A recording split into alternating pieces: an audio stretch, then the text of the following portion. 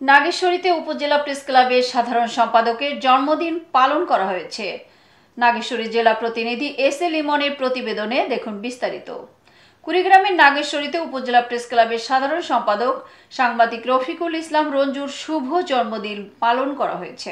বৃহস্পতিবার 18 সেপ্টেম্বর 2025 রাতে উপজেলা প্রেস ক্লাব নাগেশ্বরী অফিসে জাঁকজমকপূর্ণভাবে কেক কেটে শুভ জন্মদিন পালন করা হয়।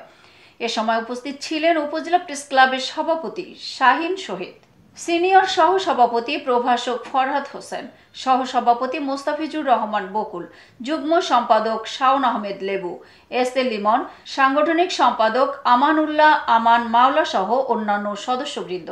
এছাড়া সাংবাদিক রফিকুল ইসলাম রঞ্জুর শুভ জন্মদিনে আমন্ত্রিত অতিথি হিসেবে উপস্থিত ছিলেন উপজেলা বিএনপির আহ্বায়ক অধ্যাপক গোলাম রসুল রাজা, পৌর বিএনপির সদস্য সচিব মোহাম্মদ আজিজুল হক, উপজেলা প্রেস ক্লাবের উপদেষ্টা মণ্ডলীর সদস্য ওমর ফারুক, ইঞ্জিনিয়ার আব্দুল মোমেন, আশরাফ হোসেন আপেল প্রমুখ। বিশিষ্ট সাংবাদিক রফিকুল ইসলাম রঞ্জু আজকে আমরা জন্মদিন পালন করলাম।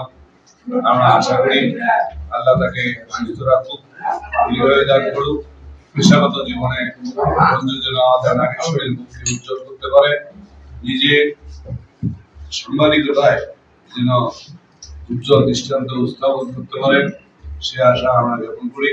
সাথে সাথে সকল সাংবাদিকদেরকে বলতে চাই, আসন্ন শারদীয় দুর্গাপূজায় আমরা প্রত্যেকটা মণ্ডল পরিদর্শনে যাব। আমি সাংবাদিকদেরকে আহ্বান জানাই, আমাদের যে সফরসূচি হবে সেই সফরসূচি আমরা আপনাদেরকে সরবরাহ করব। আমি আশা করব যে আপনারা আমাদের সফরসূচির সঙ্গে প্রত্যেকটা পূজা মণ্ডপ আমরা যেন পরিদর্শনে যেতে পারি, আমরা যেন হিন্দু সম্প্রদায়ের মানুষদেরকে উৎসাহিত করতে পারি। এই বাংলাদেশ ধর্মনিরপেক্ষ বাংলাদেশ, এই বাংলাদেশ কোনো হিন্দু মুসলমান, হিন্দু বৌদ্ধ খ্রিস্টান বাংলাদেশ কোনো একক কোনো ধর্মের নয়। সকল ধর্মের লোকজন আনন্দ এবং উৎসাহের সঙ্গে তাদের ধর্মীয় উৎসব যাতে পালন করতে পারে, এই বিষয়ে যেন আমরা তাদেরকে উৎসাহিত করি, সে বিষয়ে আপনারা সবাই সজাগ হবেন।